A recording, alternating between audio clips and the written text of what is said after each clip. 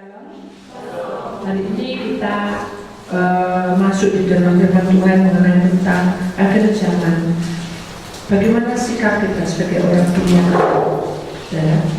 Akhir zaman, bagaimana sikap kita menjadi orang-orang pilihan Allah, karena Tuhan ingin supaya kita bekerja sesuai dengan rencana Tuhan. Saya akan mengeluarkan bola-bola ini karena saya pada waktu mandi Tuhan bicara dengan bola-bola ini. Saudara, kita akan baca firman Tuhan di dalam 2 Petrus. 2 Petrus pasal yang ketiga, ayat yang ketiga. Begini bunyi firman Tuhan. Yang terutama harus kamu ketahui ialah bahwa pada hari-hari zaman akhir akan tampil pengejek-pengejek dengan ejekan-ejekannya, yaitu orang-orang yang hidup menuruti hawa nafsunya. Amin. Saudara, mari kita simak firman Tuhan pada malam hari ini mengenai tentang yang terutama. Berarti yang dikatakan yang terutama adalah pada intinya seluruh dunia ini akan menghadapi masalah ini, di mana akan tampil hari-hari itu adalah pengejek-pengejek. Apa sih yang disebut pengejek? Dengan ejekan. Maksudnya seperti apa? Yaitu orang-orang yang hidup menurut hawa nafsunya. Mari saudara, kita akan perhatikan firman Tuhan. Ada pensil. Kita akan perhatikan ada dua hal yang harus kita tahu, tampil pengejek-pengejek dengan mengejek. Itu yang harus kita perhatikan. Bahwa di dalam dunia banyak hal yang harus kita selesaikan. Pertama-tama, di sini dikatakan adalah tampil pengejek.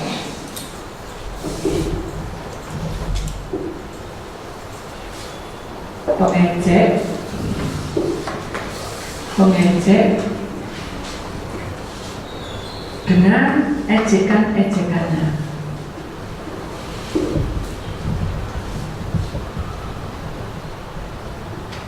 Kemudian yang kedua, persoalannya adalah orang-orang. Ini yang dikatakan orang-orang yang hidup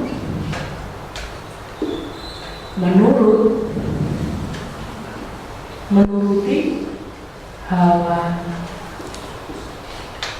nafsunya.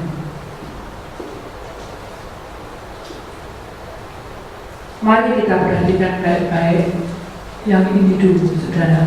Tampil pengejek dengan ejekan. Manusia di muka bumi ini, dia tidak akan bertahan hidup tubuhnya, saudara. Tidak akan bertahan hidup rohnya, tidak akan bertahan hidup jiwanya. Kalau di dalam proses kehidupan manusia ini selalu menderita. Nah, berarti saudara, kita sudah tahu bahwa manusia hidup itu kalau hidupnya selalu dilipuri dengan kesengsaraan, kesedihan, kesusahan, maka kita akan mengalami suatu proses dinamakan menderita. Pada di dalam firman Tuhan katakan di dalam buku yang dikatakan di sini, yaitu Petrus, ada 2 Petrus, tampil pengejek dengan ejekannya. Berarti saudara, di antara kehidupan kita di seluruh dunia ini, saudara, ini menunjukkan bahwa dunia ini memiliki sikap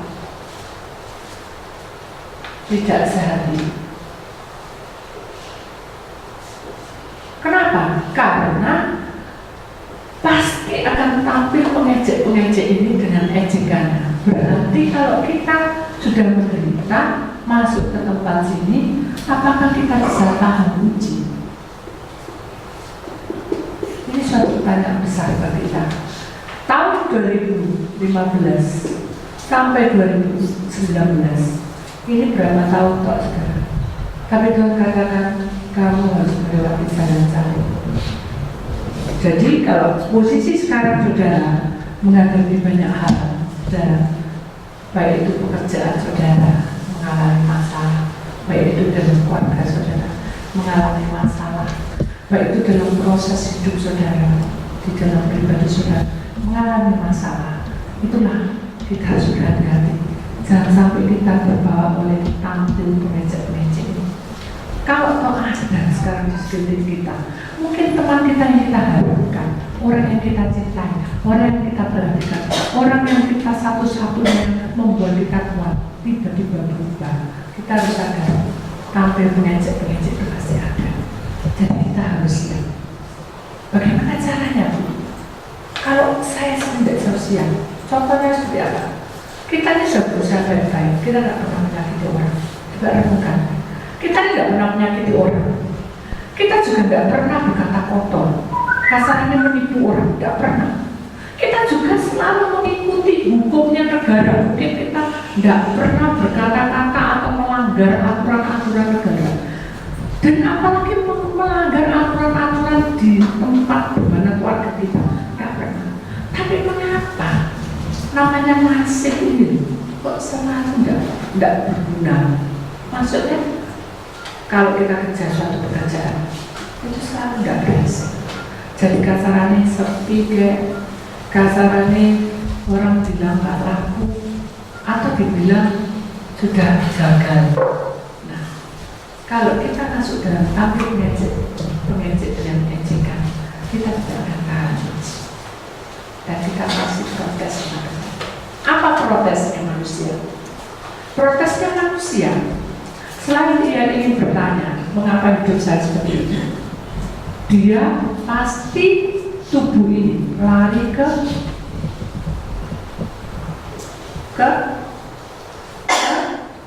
kemana ini? Ke dukun dan orang pintar. Apa bedanya dukun sama orang pintar, Bu? Kalau dukun, saudara, dia pakai ilmu, ya. Tapi kalau orang pintar pakai ramalan. Tahu ramalan? Jadi nanti saudara akan kasih sesuatu dan itu dihafalkan. Nah, kalau kita pergi ke sini, saudara, ada orang juga berhasil. Contoh aja, ketika saudara membeli suatu makanan, ya, enak, ruangnya pol, sampai ngantri 3 jam, 4 jam. Tapi begitu makanan dibawa pulang, enak, halo, enak, loh, kan sudah dingin, Bu. Ya, rasanya beda. Nah, bukan berarti kita ngecek, oh, itu dia pakai dukun. Itu hak mereka, saudara. Itu hak mereka. Jadi kita tidak bisa menghakiminya. Proses itu tidak bisa dihakimi. Contoh seperti ini. Waktu saya mau mandi, saya cuci baju Austin, karena belum datang, saya pikir saya cuci. Ini tuh ngantol semua di tempatnya. Di mana saya kalau sudah cuci, saya taruh gitu supaya tidak turun ke semua airnya, tidak keluar. Jika itu di apartemen, jadi saya taruh dulu, dikering baru PP. Nah ini salah satunya nyantol di sana. Sudah berminggu-minggu mungkin, ini lupa ambil. Jadi itu nyantol. Begitu saya cuci, Tuhan itu bicara, lihatkan atas yang baru. Tak lihat kayaknya apa-apa, gak istimewa kan? Tiap hari mandi kelihatan. Akhirnya dia bilang, itu berbulan-bulan. Terus saya bilang, oh iya sih, ya, saya mencelutuk aja. Kan kadang kita gitu, Tuhan itu bilang, perhatikan, ya asal kita nggak mimpur aja. Iya sih, Tuhan ini kan bola-bola Natal.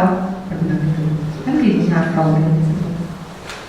Begitu saya, Tuhan diam, maksudnya rohnya dia. Dan dia berkata, sini, ya, perhatikan. Saya ngincang ini dari atas, lihat, ya bener apa ini sini istimewa kan gitu lah. Ternyata Tuhan tunjukin suatu pengertian. Kamu nanti khotbah mengenai tentang tahan, dan orang nggak kuat lari ke sana sini, itu seperti bola-bola. Kepribadian mereka itu seperti di suatu bola ini, dan hidupnya itu seperti ini. Satu ini, pribadi lepas pribadi. Walaupun mungkin ya saudara, mungkin di antara teman-temanmu itu kita cocok karena kita sehari pada merah, pada kuning, pada hijau, tapi tidak bisa bau. Kenapa? Karena memang sudah cetakannya belum begini. Oh iya Tuhan, saya bilang itu. Terus dia bilang ambil salah satu. Saya ambil salah satu. Saya bayangin itu ambil satu gini. Ingat,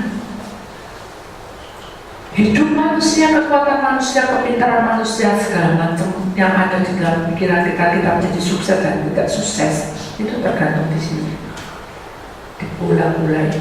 Kasarnya lingkup kita ini seperti ini, putar-putar ya ke sini lagi. Kita lumayan apa gagal gak gagal putar terus di sini, tapi namanya tetap hidup. Itulah manusia. Dan gitu. Nah, sekarang bagaimana caranya supaya bola ini memiliki kuasa, makna.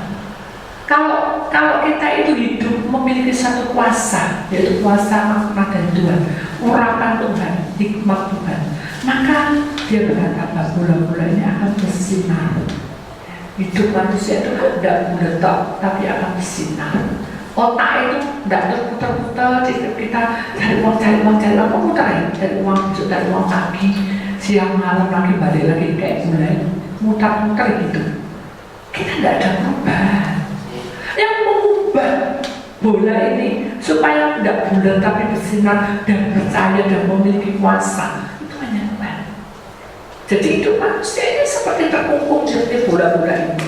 Walaupun mungkin warnanya sama hijau, tapi dia tidak akan bersatu. Kenapa? Karena sudah ada ciptaannya sendiri-sendiri. Tuhan katakan, Allah Bapakku itu menciptakan manusia itu seperti ini. Tidak akan berubah bencong, bengkong, dan bulan ini. Karena aku tidak mempermakannya. Dengan seiringnya waktu, walaupun mereka ini segerombol, tapi mereka itu memiliki suatu sikap. Masing-masing tidak bisa sama. Antara kuning ini dengan kuning ini tidak bisa sama. Hidup manusia juga gitu, tidak bisa sama. Tapi kita harus tahu, selama kita terkungkung di tempat ini, kehidupan kita seperti bola ini, tapi Tuhan ini, hidup kita ini berguna. Sekalipun kita ini tidak dapat apa-apa. Terus saya bilang, kalau cuci-cuci, apa sih maksudnya berguna? Satu, kesaksian. Ya, masih ingat kamu ada orang yang sakit kanker? Oh ya, saya ingat waktu itu kita doakan sakitnya hilang. Dia cek segala macam sampai ke Pena, sampai ke Tiongkok, Guangzhou, tidak ada penyakitnya. Dokter bingung, mau kayak ngobrol. Dia tersenyum dan dia bilang, aku memakai Tuhan Yesus. Oh hebat Tuhan. Dan itu selama waktu itu kurang lebih 15 tahun. Ya, 15 tahun. Kenapa? Karena kita itu di bola-bola ini. Kayak apa tetap bola-bola. Kalau kita memiliki sakit, pasti kalau kita tidak jaga sungguh, ya itu akan kambuh. Kenapa? Karena kita tidak lepas dari sini. Kalau kita punya sakit kanker, ya kanker itu pasti tumbuh lagi. Kalau kita punya sakit tumor bisa tumbuh lagi. Kalau punya sakit jantung tumbuh lagi. Karena kita ini punya begini. Tidak bisa kemana-mana, ya segini. Setiap pribadi. Jadi bagaimana caranya Bu supaya penyakit tidak akan kambuh lagi? Kasarnya gitu. Tuhan sudah berpesan, jangan kamu makan goreng-gorengan. Yang penting jangan makan 2 kali. Ya, 1 hari, 2 hari, sebulan, setahun, 2 tahun, 3 tahun, sudah 4 tahun itu mundur dari dia sudah 15 tahun, jadi 11 tahunnya nggak makan, 4 tahun mulai makan. Yang pertama mungkin 1 bulan sekali, mungkin 3 bulan sekali, lama-lama tiap hari, hampir makan 2 kali, sarden, kalian misalnya, kan itu pengawetnya banyak. Akhirnya saudara, dia mulai kerang-kerang lagi. Kenapa ya? Kerang-kerang kok penyakitku kambuh lagi? Akhirnya dia cek. Pada waktu itu dia sempat berdoa dengan saya. Saya bilang, kita puasa aja, hanya puasa. Ini pendoa sudah begitu puasa. Dia bilang, ya apa naik? Pergi enggak ke Guangzhou? Kalau kamu mau pergi yuk, tapi jangan dilanggar. Apa sih dilanggarnya? Pokoknya makanan, ya. Yang penting hati, jangan galau, jangan bimbang, ya. Begitu dia sudah pesan tiket jauh-jauh hari 1 bulan atau 1 tahun jauh, saya lupa. Hari demi hari dia tuh mimpi. Setiap kali dia mimpi, kenapa ya aku mimpi? Katanya. Mimpinya apa? Aku tuh mati, kayak di tempat mati. Terus ya kita doa, begitu doa, dia bilangin, karena kamu melanggar anak, aku ingin kamu terlepas dari penyakit ini. Mau enggak? Terus dia bilang, aku mau. Begitu dia melakukannya puasa 40 hari, tapi dia tidak bisa melepaskan kalengan itu. Tuhan berkata, jangan mencobai aku. Tidak. Kalau kamu sudah sakit jantung, jangan cobai aku. Kalau kamu sudah punya kolesterol, jangan mencobai aku. Kalau kamu mencobai, siapa yang bertanggung jawab? Tahu sudah maksudnya? Gini, saya terangkan sekali lagi. Hidup manusia itu seperti panah, ya saudara. Panah kita ini menuju ke siapa? Ke Tuhan atau ke iblis? Ya, saudara. Selama kita itu kencang, hidup kita, jalan kita setahun, mungkin kita kacau, tapi kita tetap kencang. Mungkin kita hancur, tapi kita tetap kencang. Siapa yang bela? Halo? Siapa yang bela? Tuhan, ya. Nah, karena orang ini juga sakit, dia selalu kuat sampai di sini. Tapi begitu dia sudah tidak tahan, dia mulai melanggar. Bagaimana sisa jalan lurus? Masih bengkok, tidak? Nah, dengan arah bengkok ini, apakah Tuhan beserta kita? Halo? Dengan pelanggaran seperti ini, apakah Tuhan beserta kita? Tidak bisa. Kenapa? Karena iblis sudah ambil alih di sini. Asal nyawa, bukan nyawa yang diambil, tapi tubuh, roh yang diambil iblis. Ini diambil supaya nyawa ini menjadi bagian dia. Contoh aja seperti ini.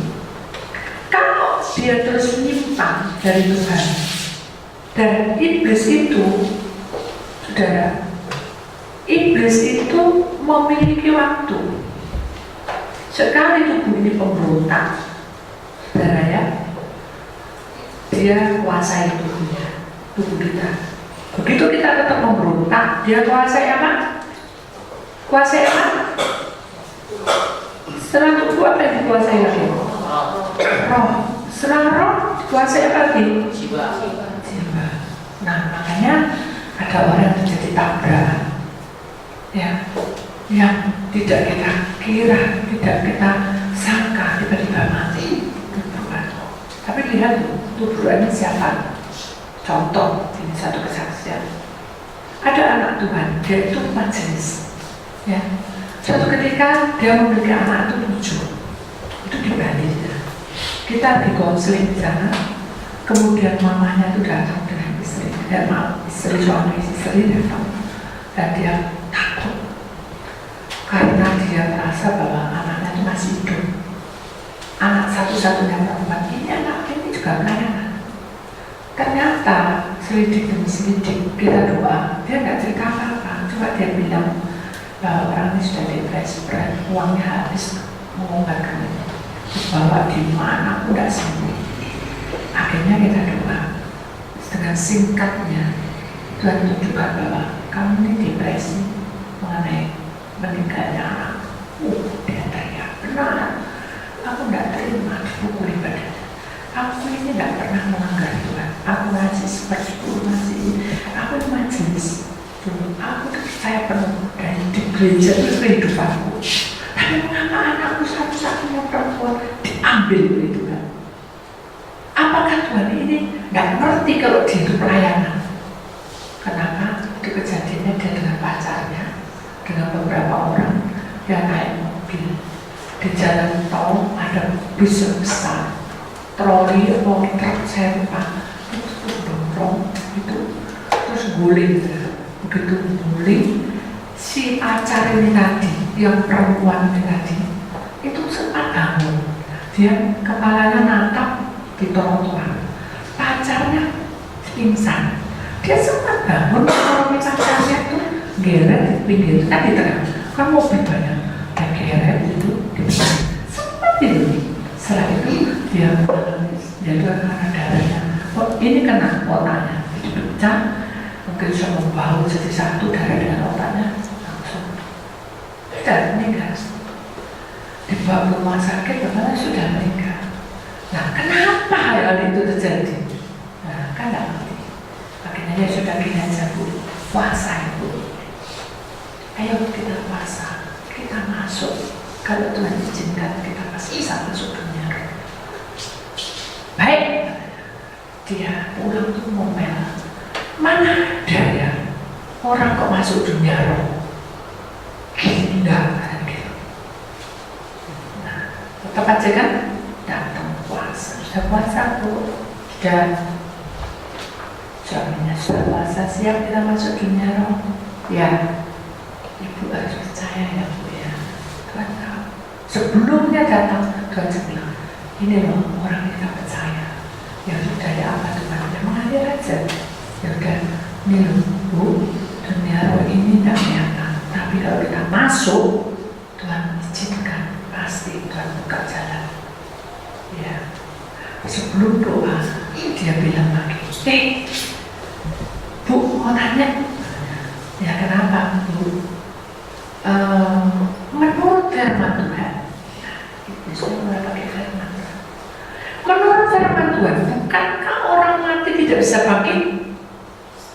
Saya bilang, bu, memang kalau Tuhan kehendaki waktunya mati tidak bisa bangkit. Tapi kalau Tuhan kehendaki mati, bangkit kok. Lazarus 3 hari yang kubur bangkit. Dan saya tidak berharap bahwa hari ini anak ibu sudah mulai dari 10 tahun, 9, 12 tahun atau 15 tahun yang lalu suruh bangkit, aneh bu. Saya bilang gitu. Kita nggak minta bangkit, kita juga nggak bicara dengan orang mati. Nah, itu yang saya tanyakan. Kenapa kamu pendeta kok ngejak doa dunia orang mati? Bu, begini. Orang itu punya talenta bu. Talenta itu macam-macam. Ada talenta pengurapan. Ketika bilang Tuhan Yesus berkata dengan kuasa dari Yesus putuskan semua perkara dan kan yang jalan nah itu talenta pengurapan. Ada juga talenta kesembuhan. Begitu orang sekarat itu bu, sekarat dokter jangan datang, ditumpang tangannya sembuhlah kamu, sembuh. Itu talenta bu. Saya tidak punya talenta itu, tapi saya punya talenta dunia roh. Jadi bu, namanya dunia roh itu segala roh, baik itu roh-roh yang tidak benar maupun Tuhan izinkan suatu kejadian yang mungkin di luar nalar kita. Tidak percaya? Gitu. Jadi dia itu dalam posisi itu kemana? Melengos, tidak percaya? Suaminya saudara, oh alangkah indahnya bila suami seperti itu ya, dimanjain rumah. Jangan gitu mas, saya dengar bicara yang sabar, mau dipijat berjam-jam. Ayo ma, kita doa biar selesai masalahnya. Udah mau. Saya berdoa dalam hati Tuhan, apa yang kau mau? Bukan itu bikin kata layan kok. Enggak, apa yang saya lakukan ini Tuhan? Ini saya itu harus bagaimana? Saya ini orang yang membantu menjadi sokoko gitu. Pokoknya itu tidak mungkin saya itu menjadi seorang engkau. Suruh mengalir aja kata Tuhan. Terus akhirnya Tuhan kasih kesaksian, sudah aku mau bicara bu. Gitu. Bu itu dimulai gitu, mereka sih doa sama Tuhan tidak boleh marah. Gini bu, suatu hari saya lagi ibadah di Jombang, itu adalah apartemen tempat saya. Apartemen itu paling saya suka dimana kita masuk menyembah. Kita lagi menyembah, Bukan kita khotbah, kita lagi menyembah dengan Tuhan naik, sekarang mereka turun naik. Dan berarti. Ya. Terus pada waktu itu, saya itu menutup mata. Saya melihat di belakangnya, jadi itu bait Allah itu tempat saya itu di belakang tuh komputer. Di sebelahnya orang main komputer itu maksudnya yang membuat nyanyian itu.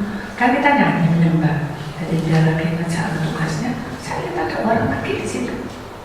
Rambutnya kerimun. Itu.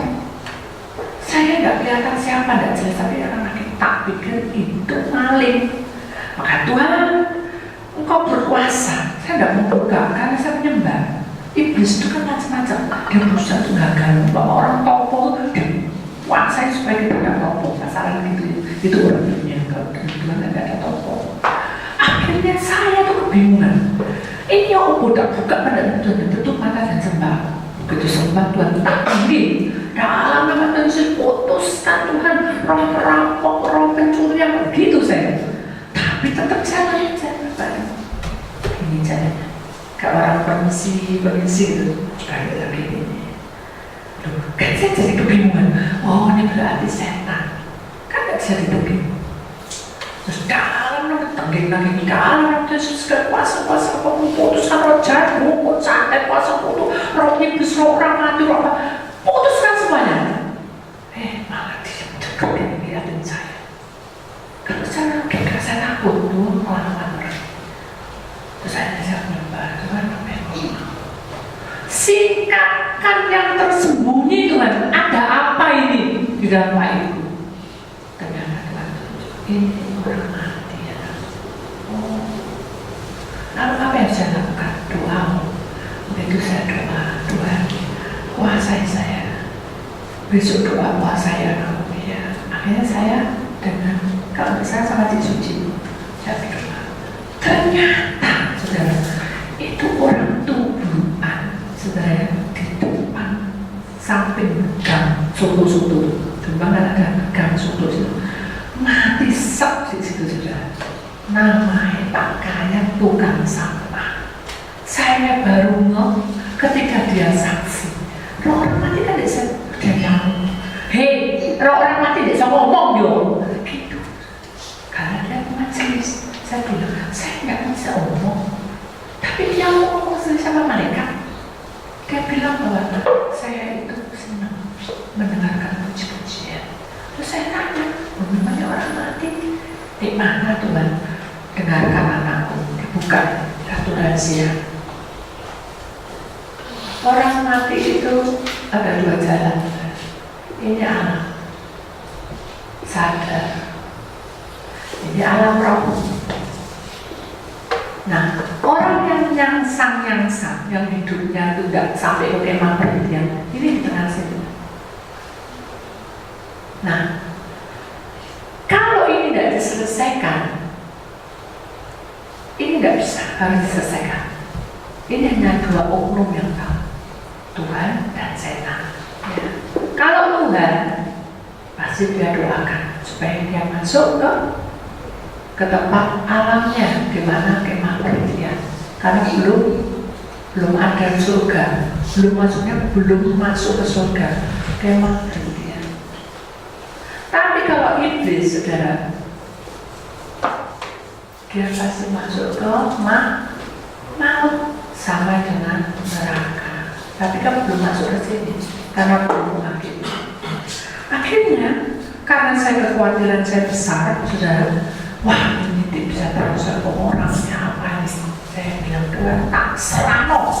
Saya bilang tak serano semua. Apa yang kau mau karena ini bab ilmu. Apa yang kau mau masa ada orang mati masuk ke tempat baikku. Dan bilang apa? Dengarkan dulu kesaksiannya. Saya mau lancang. Tak pikir orang mati itu harus cepat ada nomor itu saja. Ternyata semua dengarin. Akhirnya akal itu bilang, saya itu tengah pintu dari tubuh dia ada di kampung. Dia jalan-jalan pakai sedih. Aku ini gimana? Bukankah iblis yang punya tuannya harusnya? Tapi Tapi mengapa kok Tuhan sudah bergerak yang berkenan? Karena dia memanggil nama Tuhan, Tuhan yang Gusti Allah. Itu. Aku ini mau jalan kemana? Aku minta ampun. Perjalanan dia itu sudah selama di hari warisan itu hanya minta ampun dan mencucurkan air mata. Bukankah orang mati tidak bisa menangis? Saya bilang itu sama dengan dan kalau itu berkenan itu bisa terjadi. Kenapa? Karena kemah perhentian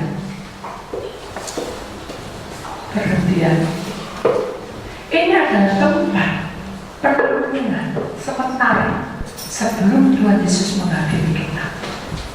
Di mana kemah perhentian ini, saudara, ada banyak masalah di situ. Orang mati itu diangkat, kesugihan minta ampun diampuni. Orang yang bejat hidupnya, perempuan sampai dia punya sakit yang ganas mati diampuni, masuk kemah perhentian.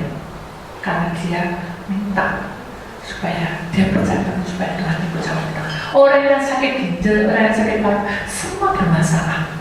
Di saat perkumpulan kemah perhentian itu, saudara, itu ada beberapa malaikat yang memberikan daun, namanya daun kehidupan. Jadi umpama dia sakit kanker, dia kasih daun kehidupan ini, dimakan ke dia. Itu saya lihat, saudara. Pernah saya dibawa ke sana. Jadi yang namanya pakaian ini bukan memerlukan daun kehidupan, dia memerlukan keselamatan yang kekal. Pada waktu itu dia bilang, Tuhan ya Gusti Allah, bimbingan aku. Terus ujian kita tuh masuk, saudara. Nyanyi juga. Kita nyanyi kan setiap hari Senin kita nyanyi. Dia mencucukkan air mata, dia nongkrong di situ, di tempat yang depan toko saya jauh dulu. Ditunjukin nongkrong dan dia makan. Aku punya salah karena aku tidak mengenal ibu. Tapi ujian ini mengenai hatiku. Aku mau jadi milik. Ketika dia berkata aku mau jadi milik, diizinkan Tuhan bertemu dengan saya lewat saya menyembah. Oh gitu loh Tuhan. Terus bagaimana kelanjutannya? Dia langsung. Terus bagaimana kelanjutannya? Tidak mungkin. Kami betul. Terus bagaimana kelanjutannya? Terus saya bilang, saya doa sama Cicu 3 hari kalau tidak salah, lupa 3 hari. Hari yang ketiga, saya melihat sinar yang besar itu, para malaikat itu membasuh kaki. Sebelum dibasuh dia berkata, percayakah kamu Pak bahwa Tuhan itu menyelamatkan itu? Nggih, kula percaya. Ya, saya percaya. Hanya dibasuh kakinya. Kalau orang mati itu kaki kanan dulu, baru ke sini. Setelah dibasuh, saya melihat ada tangga 7. Tangganya 7. Saya naik tangga 1, masuk Pak. Malaikatnya bahasa roh kan, bahasa ini.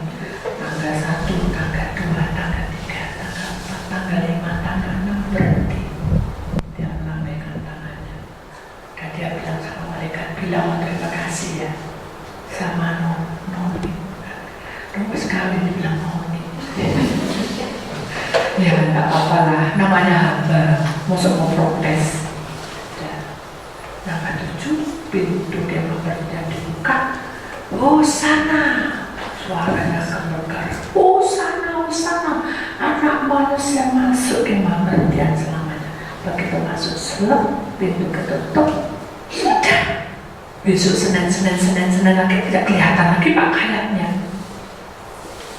Untuk dia ngomong yang tadi kaji. Kalau gitu, tolonglah anak saya Bu, selamatkan ya Bu. Saya bilang Bu, saya tidak bisa apa-apa. Berdoa aja Bu ya. Benar ya Bu ya. Jangan kesel. Dia mau nyumbang sana. Jangan gini Bu, saya tidak punya apa-apa. Saya ini punya talenta itu juga tidak kebagusan Bu. Saya bilang gitu.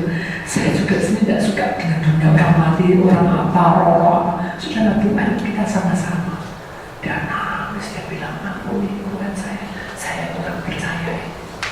Baiklah Bu, ayo saya duduk di sebelah saya. Sekarang sudah puasa kan Ibu marah. Iya sih, tadi kan saya menurut firman Tuhan begini Bu. Firman Tuhan itu banyak hal yang harus kita pelajari. Asal firman itu keluar dan membangun, itu adalah firman yang hidup. Tapi kalau kita firman keluar untuk bergosip atau untuk menyalahkan seseorang, itu tidak boleh Bu. Saya tidak bilang sesama, tidak boleh. Ya Bu, maaf ya, dia peluk saya. Jadi jangan mau saya diperkas. Saya dulu masih kecil berarti. Ya Bu, ya. Tuh, saya diperkas selama saudara. Ya. Jadi pas, dulu sahabat, ya besok jadi diperkas mana ya Tuhan. Dalam hati saya sudah. Yang kedua kita puasa. Tidak ada apa-apa. Tidak apapun tidak kelihatan. Kita menyembah. Hari kedua kita menyembah. Tetap ibunya tidak putus asa. Hari yang ketiga sudah tiba-tiba kami mendapatkan cahaya besar sekali, banyak seperti langit. Sudah melihat langit di atas yang berarah-arah, tahu berarah-arah, yang putih-putih itu saja, yang seperti asap-asap, kan bagus kan ya, merenduk. Nah, seperti turun sampai mata saya itu silo. Dalam api itu secara kasat mata mungkin silo ya, saya tutup. Tapi waktu itu memang saya jatuh terus untuk di tanah. Dan kemudian ada dua malaikat turun mendekat kita. Dan dia berkata, ayo kesini kamu. Begitu ayo kesini aku, kesini kamu. Saya melihat ada anak kecil ya, yang kurang lebih remaja, perempuan. Saya tidak lihat wajahnya, tapi rambutnya berkelay. Dan pada waktu dia mendekat, dia punya bahasa roh yang bagus. Bahasa rohnya itu mengenai tentang, mengapa kamu itu kok membuat aku kesangkut selama ini? Jadi saudara, yang perlu kita ketahui dalam dunia ini, saudara, di dalam dunia ini, saudara, kita itu lahir dengan namanya skema, ya saudara, skema perhentian.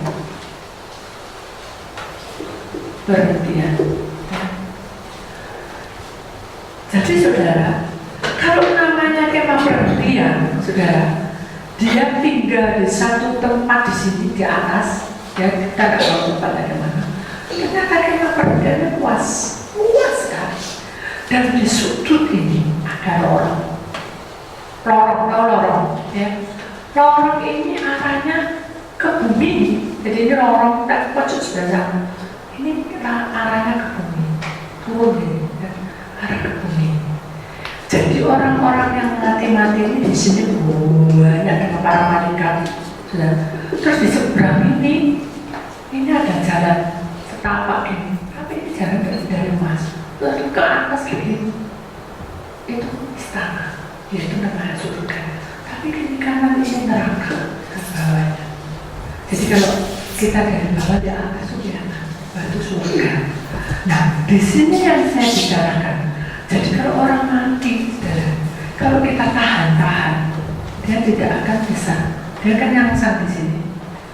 Dia walaupun didoakan 1000 kali, dia tidak akan mau masuk ke perhentian. Walaupun dia masuk, dia pasti akan ingin ke sini dan dia turun ke dunia. Kalau sudah turun ke dunia, sudah tidak ada pengampunan lagi, pasti mati ke neraka. Jadi saudara yang sudah merasakan ada pamannya meninggal, mamanya meninggal, anak meninggal, mantu meninggal, cucu meninggal, jangan pernah kita itu merasa sedih sampai rasanya dipanggil orang mati, tidak boleh. Kenapa? Karena selama di 5 perhentian, tadi kan saya bilang ingatannya masih tahu masih ada. Aku punya saudara berapa, aku punya anak berapa, aku ini kerjanya apa, istriku ngapain, suamiku ngapain, itu tahu. Karena ingatannya belum diambil semuanya, masih ada. Makanya dia kalau punya sakit dia juga merasa makan daun itu. Tapi nanti kalau sudah penghakiman tiba, semuanya dibuang semua. Masa lalu kehidupannya yang kedatang apa semua dibuang dan bersih. Kita hidup di mana? Yang ada adalah siap, tidak ada gelap. Kita sukacita, itu surga. Jadi kita bicara tentang kemah perhatian. Jadi anak ini marah. Kenapa mama itu percaya Tuhan? Kenapa kok aku ini kok bosan sano? Aku tidak bisa masuk ke kemah perhatian gara-gara mama. Dia minta ampun ke aku. Coba bayangkan, mengapa kok sampai kayak gitu? Aku tidak bisa sampai ke tempatnya. Ternyata saya tanya sebenarnya ada apa Tuhan? Doa dan bukan karena anak ini dia hidup. Contohnya apa sih Tuhan? Dibuka. Padahal dia tidak cerita dan buka. Lihat ke rumahnya. Ayo masuk. Kalau saya bawa ke rumahnya dia. Besar lumayan, tapi tidak ada anak-anak kecil. Masuk. Dia tuh buka pintu sebelah sana. Dibuka. Wah, semuanya masih rapi dan bagus dan wangi baunya. Oh, ini kamar siapa? Ini kamar anak yang meninggal itu. Nah kok bajunya kok ada? Maksudnya dalam arti kalau orang yang meninggal kan jadi dikasih. Tidak, dia suka baca apa, ada komputer yang ada, semua foto-foto sih ada. Jadi tidak diubah-ubah sampai berapa puluh tahun. Waduh ya tak masih di Tuhan. Nah makanya jadi sekarang ini bilang ya sama dia, baju-baju semua ini kamar berubah semua. Kenapa Tuhan? Nah Tuhan ingat, kamu ingat pada suatu kesaksian, ada seorang yang sakit di dalam kamar itu sudah kasih kesembuhan, sembuh, sakit lagi, sembuh, sakit lagi, dan ternyata ada salib di situ. Dan ditanyain sama ini orangnya, banyak. Pak, kenapa Bapak suka salib? Di rumah kok banyak salibnya ya? Kenapa Pak? Saya kasihan sama Tuhan Yesus penderitaannya. Dia dicampur, dicaci maki, diludahi, itu terus terdoktrin. Nah, iblis masuk dan dia membuat sakit dalam diri Bapak ini. Itu hanya patung, hanya sebuah batu salib. Terus apa yang dilakukan? Ubah itu salib. Jadikan kemenangan, kasih itu Tuhan Yesus dan sukacita itu kebangkitannya, gambar-gambar tentang kebangkitan. Begitu dirubah semua, semua Bapak Ibu. Itu padahal itu cuma salib itu masalah. Apalagi ini baju-baju orang mati dihidupkan, nggak bisa. Setelah itu begitu dia nangis mau, oh ya memang aku yang nyimpen itu kesukaan itu kok ada baju biru aja. Oh itu kesukaannya dia ulang tahun tanggal ini, loh ini kok ada baju kuning. Oh iya, apa saudara? Jadi setiap ulang tahun berapa tahun saya sampai gitu-gitu, wah ibu ini lek masuk di tempat di fakultas bagian ekonomi itu bagian 100 atau 1000 apa semua.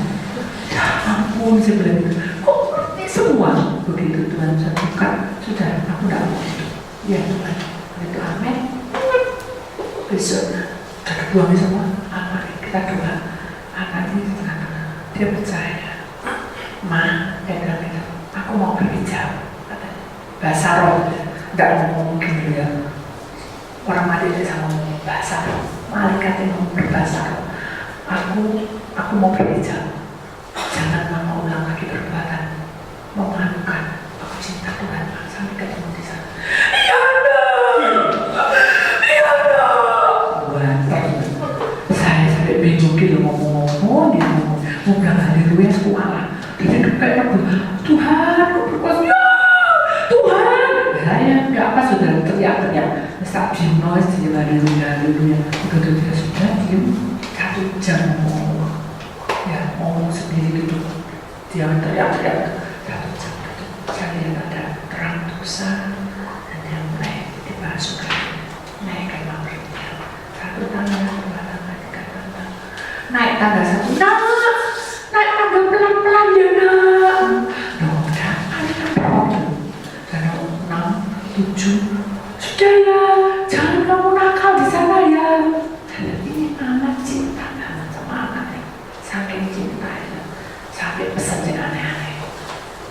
sudah menunjukkan sudah hilang sampai tadi orang yang sudah sembuh. Yaitu tadi semua dibuka semua jendela sudah boleh masuk saudara-saudara yang lain. Karena saudaranya 5, dia anak yang terakhir. Jadi itulah sebabnya mengapa kita itu di dunia itu kita harus hati-hati bahwa tampil yang mengejek-ngejek ini yang membawa kita tidak tahan uji. Yaitu tadi antara lainnya penyakit, beban berat, hutang-hutang, mengejek. Makanya kita harus ada orang yang hidup menuruti hawa nafsu itu kami keinginan. Ibu kita kan kayak nafsunya dia, pakai kekuatan dia. Habis katanya dia orang yang kaya sudah dibalik. Habis mau balik dia. Dan ada satu pesan untuk bertahan untuk biayai kuliah anak. Semua mengkerak semua. Gara-gara apa? Gara-gara kita hidup menurut hawa nafsu kita sendiri. Maka saudara memiliki hawa nafsu yang berkepanjangan dalam arti aku tidak punya uang, kita stres, itu namanya hawa nafsu dan membesarkan kekuatan saudara. Demikian juga yang sakit jangan khawatir, itu hawa nafsu yang membawa kita sehingga kita jadi down, kita malas, kita mau manduk Tuhan aja malas. Seperti itu tadi. Begitu beritanya anak mati sampai berapa tahun meninggalkan dia tidak jadi pelayan. Begitu saja diubah, waduh hebat. Dia dipakai Tuhan dengan luar biasa. Dia mendoa saudara. Jadi, marilah kita ingat bahwa hidup kita ini dilingkupi aja. Proses kita yang begini, seperti sebenarnya. Kita akan mau lari kemana kita pantang ke sini. Tapi kita harus tahu bahwa selama kita memilih Tuhan, Dia akan bertanggung jawab atas hidup kita. Amin. Bahkan Tuhan berkata, ujung rambut yang satu belai, kan bisa ngambil satu dalam uangnya ya, sini yang di sini itu dah. Tuhan berkata, seujung rambut satu belai pun iblis tidak akan memegang kamu dan tidak akan mencobakan asal kamu percaya. Itu artinya, saudara mengalami hidup di dunia ini saudara banyak tantangan, ya kan? Tapi selama kita kuat hati kita teguh, kuat imannya, tetap dan percaya penuh apapun yang terjadi mengalir, saya yakin semua persoalan itu pasti terselesaikan. Amin. Tunggu waktunya. Waduh bu, rasanya aku sudah sampai peok-peok nih karena saudara memakai hawa nafsu. Apa? Ya pakai logika. Tapi kalau kita mengalir sesuai Tuhan mau hidup mati, Kak Paulus ya, tahu Paulus. Aduh Pak, jangan kesana Pak, katanya orang-orang yang dekat kan baik, gerombolan yang percaya pada Tuhan, jangan kesana Pak, nanti Bapak dibunuh di sana. Mereka gak senang sama Bapak. Paulus seperti ini Pak, senang mengalir kasar bahasa sekarang. Hidupku ini milik Tuhan, mengalir. Dan lupa Bapak sudah berdoa. Tuhan suruh kamu ke sana. Ini seperti dulu. Tuhan suruh kamu jalan harusnya. Karena dia tidak melakukan, akhirnya terjadi iblis ini mengambil alih. Tubuhnya dikuasai, rohnya dikuasai, jiwanya dikuasai. Nah, enggak itu rohnya dikuasai, tubuhnya dikuasai, baru jiwanya. Makanya kita nggak boleh ke sini. Kita harus tahu bahwa ini yang jadi kekuatan bagi kita. Kita harus berjuang karena Dia ada di pihak kita. Amin. Harus kuat. Kenapa? Karena percobaan yang kamu alami tidak akan lebih dari kemampuan. Iya Bu. Tapi Bu, tambah teman Bu. Katanya tambah teman. Rasanya kayak mati aku. Kenapa memang tidak bisa berapa? Enggak Bu. Susah Bu. Apa yang susah? Saya bilang tuh, aduh, mau sedang nanti bahasa saya Bu. Namanya tek-tekan Bu. Saya bilang, sehabis apapun kamu tuh bersyukur. Kenapa? Kamu nggak dikasih penyakit, betul nggak? Banyak orang yang di tempat ruang ICU itu juga nggak punya uang, koma, nggak sadar, belum sembuh, nggak tahu kemana masa depannya. Kamu punya masa depan. punya pikiran, punya usaha, yang bagaimanapun juga usaha kecil besar itu Tuhan mengerti. Saya ini tidak seperti itu Bu. Saya tutup langsung katanya. Sudahkah berdoa sama Tuhan? Saya berdoa, tapi tidak kayak Bu Didi. Maksudnya saya tidak bisa ngerti Tuhan bicara apa. Terus ya langsung aja saya tutup. Terus sekarang kerja apa? Pengangguran Bu. Kok nganggur? Kan boleh, kata Tuhan. Usaha kamu harus berusaha.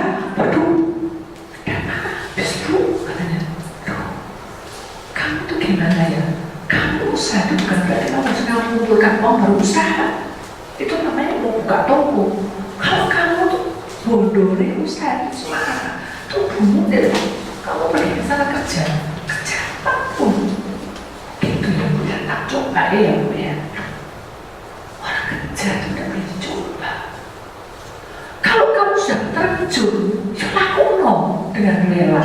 Gak bisa kamu kayak gitu. Iya, saya lupa. Kita hidup itu perlu berjuang. Hari ini kamu berjuang kok. Seperti orang yang kanker itu.